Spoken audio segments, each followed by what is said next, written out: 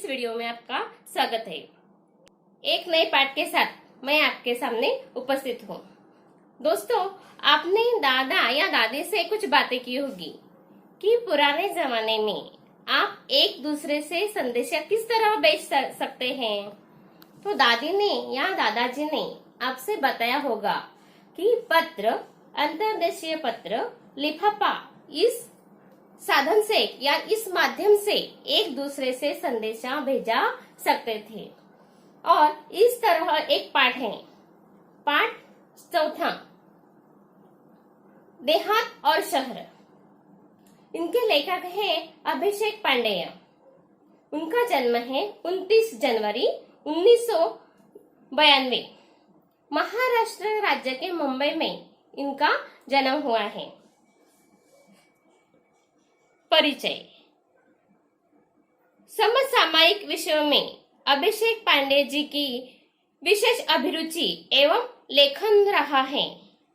प्रस्तुत यह जो पत्र है, उस पत्र में लेखक ने देहात और शहर के अपने सुख दुख एवं बढ़ती हुई जनसंख्या के अभिशाप पर अनेक सुझाव दिए हैं। तो चलिए हम देखते हैं पाठ 4, देहात और शहर, भाग 1। यह पाठ एक पत्र के माध्यम से दिया है। देहात यानी गांव। देखिए, गांव ने अपने मित्र शहर को पत्र लिखा है। प्रिय मित्र, नमस्कार। दिनांक 1 अगस्त 2017। कल तुमसे बात हुई। मेरे सुख दुख के संबंध में पूछा। धन्यवाद। बहुत सारी बातें मन में हैं, सब कुछ दूरध्वनि पर कहना मुश्किल है। सोचा पत्र ही लिखूं। अब मैं अपना दुखड़ा क्या रहूं। चलिए इस बार कुछ अच्छी बातें भी तुमसे साझा करता हूँ। इसमें गांव ने शहर से कहा है कि कल तुमसे और तुम और मैं, हम दोनों बातें हुई। हमने एक दूसरे से सुख और दुख के संबंध में पूछा और तुमने मेरे सुख दुख संबंध से जो पूछा, इसके लिए धन्यवाद। Thank you. अब वह गांव कहता है कि बहुत सारी बातें मन में हैं, सब कुछ दूरध्वनि पर कहना मुश्किल है। हम देखते हैं कि हमें किसी से बोलना हो या पूछताछ करनी हो तो हम फोन लगाते हैं, और इसी तरह गांव और शहर एक दूसरे से फोन पर बातें कर रहे थे, दूरध्वनि पर बातें कर रहे थे। सोचा कि पत्र ही लिखूं। गांव ने सोचा कि ये फोन पर बोलने से नहीं तो पत्र ही लिखना हो। मैं अपना दुखड़ा क्या रोऊं। दुखड़ा यानी अपना दुख, दुखड़ा रोना यानी दुख सुनाना। चलिए इस बारे में कुछ अच्छी बातें तुमसे साझा करता हूँ। साझा करना यानी बांटना। इस बार मैं अपना दुख तुम्हें नहीं सुनाऊंगा, अच्छी बातें आपसे बांटूंगा, आपसे बोलूंगा।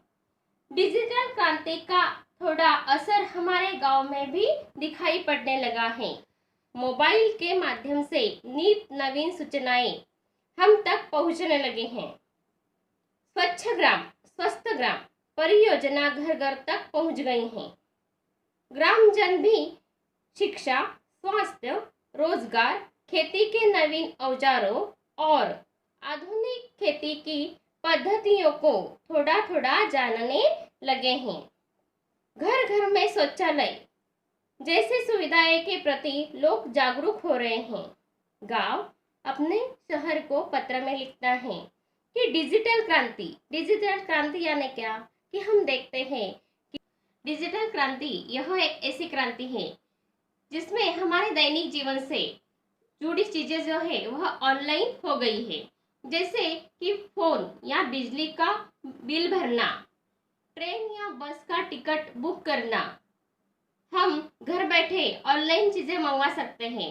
व्हाट्सएप, ट्विटर, फेसबुक आदि द्वारा आज हम सभी पूरे विश्व में एक दूसरे से जुड़े हुए हैं। और इसी तरह गांव अपने शहर को कहता है कि इसका जो डिजिटल क्रांति का जो असर है वह हमारे गांव में भी हुआ है। मोबाइल के माध्यम से नित नवीन सूचनाएं हम तक पहुंचने लगी हैं। मोबाइल जो है, उस मोबाइल से हम देखते हैं कि अलग अलग सूचनाएं जो है, अलग अलग जो जानकारी है, वह जानकारी हम प्राप्त कर सकते हैं।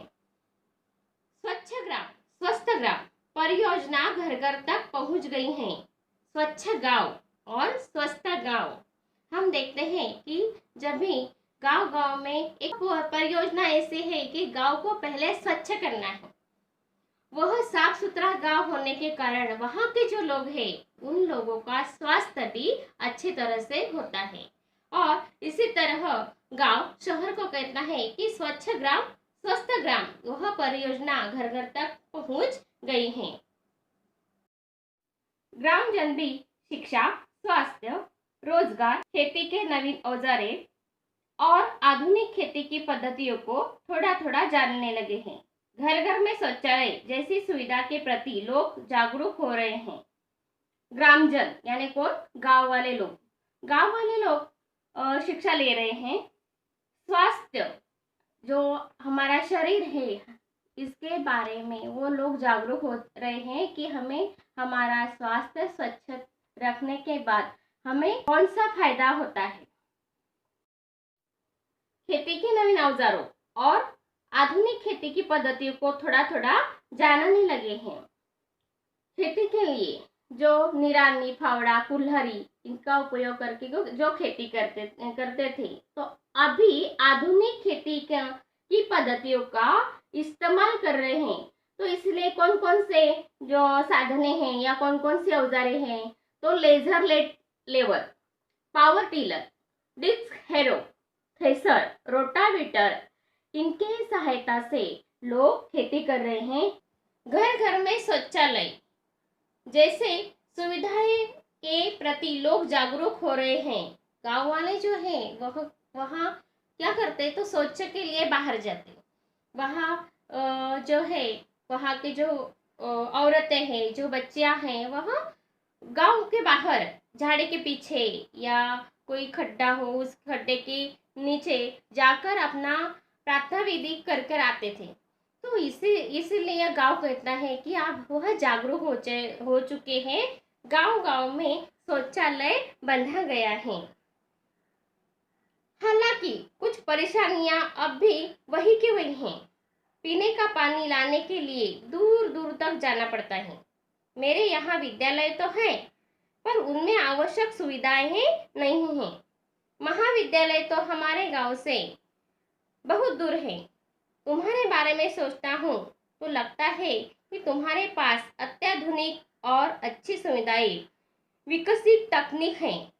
गांव कहता है कि कुछ सुविधाएं हो चुकी हैं, पर कुछ जो परेशानियां हैं, वह परेशानियां अभी की अभी वही की वही है।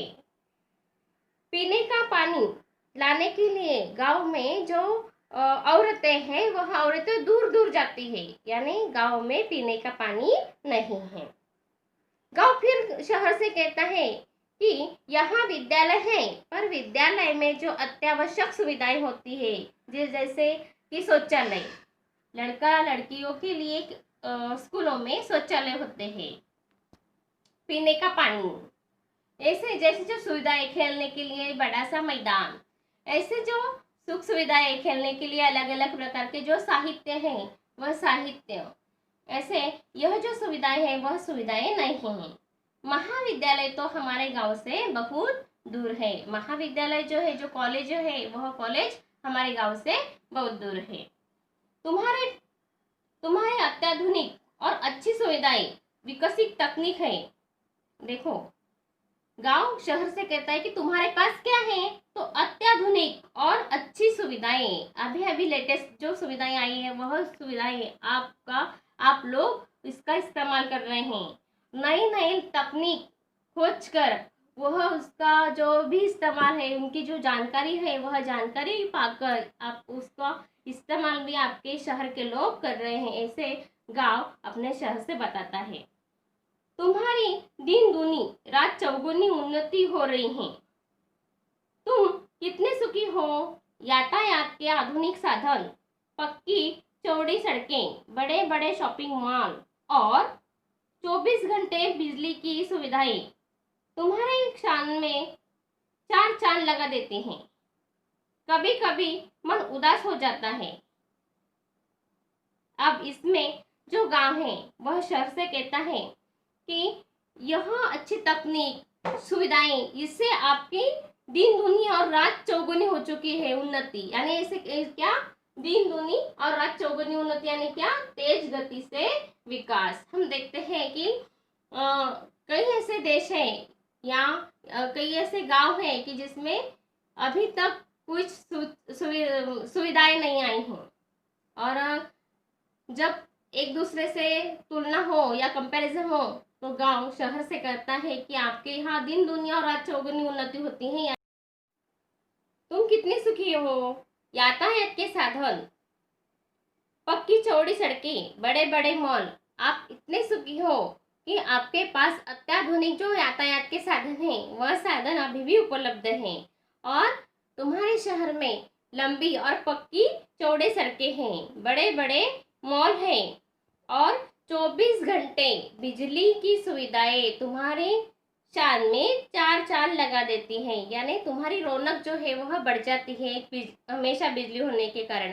हम देखते हैं कि गांव में बिजली चली जाती है, 1 घंटा 2 घंटे या 3 घंटे वह ऐसे कभी कभी जाते हैं, पर ऐसा 1 घंटा या 2 घंटे या 3 घंटे कभी कभी शहर में ऐसी बिजली नहीं गई तो गांव शहर से इसके बारे में भी बता देता है। चार चांद लगा देना यानी शोभा बढ़ाना। कभी कभी मन उदास हो जाता है। एक जमाना था जब मेरे यहाँ बहुत खुशहाली थी, चारों तरफ हरियाली थी, पर अब पहले जैसी रौनक नहीं है। गांव शहर से कहता है कि कभी कभी मेरा मन उदास हो जाता है, मैं नाराज हो जाता हूँ। क्यों नाराज होता हूँ? एक ऐसा जमाना था कि उस जमाने में जब मेरे यहाँ बहुत खुशहाली थी, मेरा गांव हरा भरा था, संपन्न था। खुशहाली यानी संपन्नता, तो मेरे गांव में संपन्नता थी, खुशहाली थी, चारों तरफ हरियाली थी। अब पहले जैसी रौनक नहीं रही। रौनक यानी चमक दमक। मैं असुविधा, बेरोजगारी, आपसी झगड़े, गुटबाजी, अशांति जैसे समस्याओं से घिरता जा रहा हूँ। गांव कहता है कि मेरे इस गांव में क्या क्या हो रहा है, तो असुविधा। पहली जो बात है कि हमारे गांव में सुविधा नहीं रहती, जैसे कि हम देखते हैं कि बड़े बड़े अस्पताल गांव में नहीं होते, वह शहर में होते हैं। स्कूल, बड़े बड़े जो स्कूल है, कॉलेज है, वह कहाँ होती है? वह भी शहर में होती है। बेरोजगारी, इसके कारण गांव में बेरोजगारी बढ़ती जा रही है। जो पढ़े लिखे लोग हैं वह कोई काम धंधा नहीं करते तो वह उसकी बेरोजगारी। आपसी झगड़े, फिर ये लोग क्या करते हैं? आपस में झगड़े करते हैं। कुछ भी बात हो, कोई भी समस्या हो तो झगड़ा करने लगते हैं। गुटबाजी यानी अपना अपना पक्ष उन्होंने संभाल लिया है, अपनी अपनी गट उन्होंने संभाल लिया है। हमारा उनका जो संघ है वह संघ संभाल लिया है, और इस कारण गांव में अशांति फैली हुई है। और यह जो अशांति है उससे मैं इस समस्याओं से घिरता जा रहा हूँ। यहाँ के कुछ अशिक्षित यानी अनपढ़, अशिक्षित यानी अनपढ़, और अल्प शिक्षित यानी क्या? कम पढ़े लिखे लोग। जो लोग हैं कि जो पढ़ाई की नहीं, और जो ऐसे लोग हैं कि जिसने पढ़ाई की लेकिन किसी की कम की है, वह लोग परिवार कल्याण के प्रति आज भी उदासीन हैं। वह उनके घरों में जो छोटे बच्चे देखो तो 5 6 ऐसे बच्चे होते हैं, यानी उनको जो परिवार का कल्याण है वह कल्याण उन्हें दिखाई नहीं देता। उन्हें सिर्फ ऐसा दिखाई देता है कि हमारे घर में बढ़ती होनी चाहिए बच्चों की, और उसके कारण मैं आज भी उदासीन हूँ, मैं आज भी नाराज हूँ। परिवार कल्याण का जो ज्ञान है वह मैं अभी तक लोगों को नहीं दे सकता हूँ और इनके कारण जनसंख्या भी बढ़ रही है। 5-5, 6-6, 7-7 लोग या बच्चे होने के कारण गांव की जो जनसंख्या है, जनसंख्या यानी क्या कहते हैं हम उसे, आबादी, वह आबादी बढ़ती जा रही है। उनके लिए यह काम धंधा नहीं है। तो अब इतने सारे लोग होते तो उसके लिए काम धंधा क्या होगा, क्या दूं मैं इनके लोगों को काम धंधा। रोजगार की तलाश में लोग शहर जा रहे हैं। यह काम के लिए मजदूर नहीं है। शहरी चमक दमक और आधुनिक सुविधाओं की ओर आकर्षित होकर लोग मुझे अकेला छोड़कर तुम्हारी ओर दौड़ रहे हैं। यहाँ स्वास्थ्य सुविधाएं भी नहीं हैं, बीमारियां हैं, पर पर्याप्त मात्रा में सुसज्ज और अच्छे अस्पताल नहीं हैं। लोगों को ठीक समय पर दवा नहीं मिल पाती है। मेरा परिवार टूट सा रहा है, बताइए मैं क्या करूं। तुम्हारा मित्र देहात। अब देहात कहता है कि रोजगार की तलाश में मेरे यहाँ तो काम धंधा नहीं है। फिर लोगों को रोजगार होना चाहिए, काम धंधा होना चाहिए, और इसके लिए यह जो लोग हैं वह कहाँ यहाँ जा रहे हैं, वह शहर में जा रहे हैं। और यहाँ काम के लिए मजदूर नहीं मिल रहे। जो लोग शहर जा रहे हैं तो गांव में जो काम है उस काम के लिए लोग नहीं मिल रहे हैं। शहरी जो चमक है, वहाँ की जो रौनक है, वहाँ की जो सुविधाएं हैं, उस सुविधाएं को ये लोग आकर्षित हो गए हैं और मुझे इस गांव को अकेला छोड़ दिया है और तुम्हारी ओर वह दौड़ रहे हैं।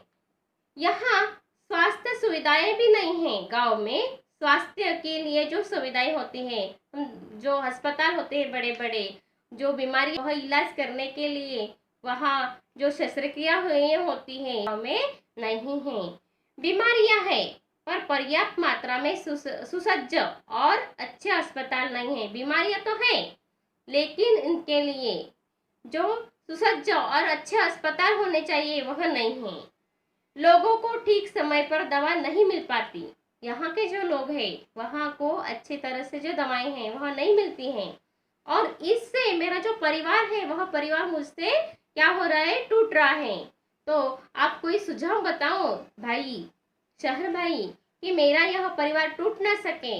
और वह इसलिए कहता है कि बताइए मैं क्या करूं, आप मुझे कोई ऐसी जानकारी दें या कोई उपाय सुझाएं। और इसके कहने के बाद पत्र का जो अंत है वह कहता है कि हम तुम्हारा मित्र देहात।